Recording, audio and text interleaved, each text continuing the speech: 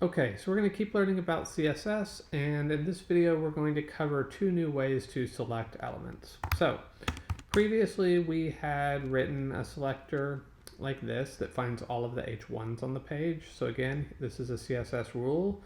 We have our selector, which tells the browser which elements to find.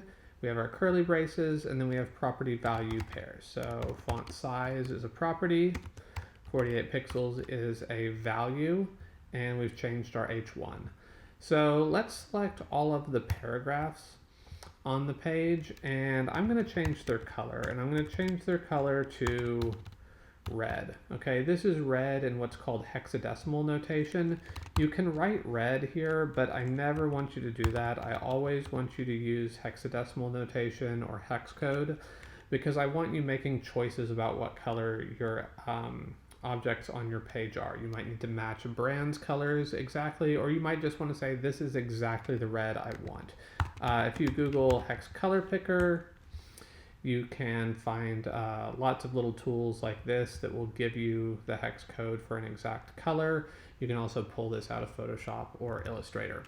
All right, so I found all the paragraphs on my page and I turned them red. So you'll see we have two paragraphs here, one here, one here. And if we look at our HTML, I have one paragraph here, it's in my header, and I have one paragraph here, it's in my footer.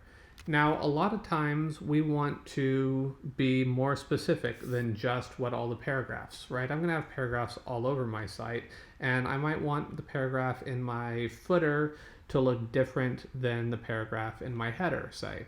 Okay, so instead of saying find all paragraphs, we need a way to say find the paragraph that is in this location. So let's find the paragraph that's in the header and make it red.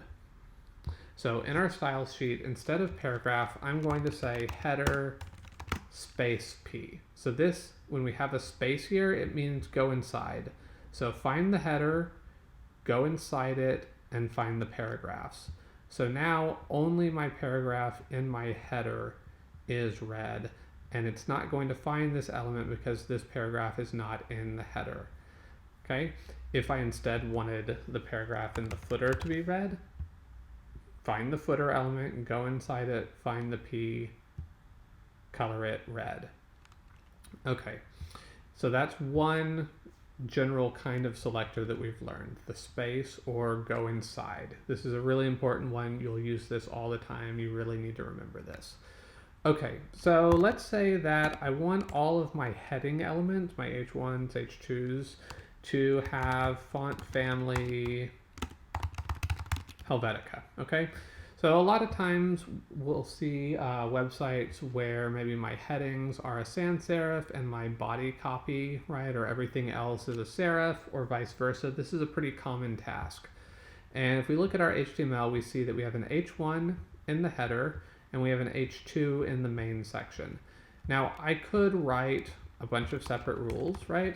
I could say, okay, now find all my H2s, but let's say later down the road, I want to change this to Arial. I only want to make that change in one place, okay?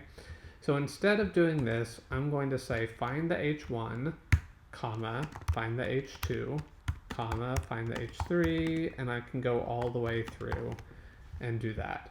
So now this says find the H1 and the H2s and these. Okay, so comma means also. And if we look here, this is now sans serif, this is now sans serif.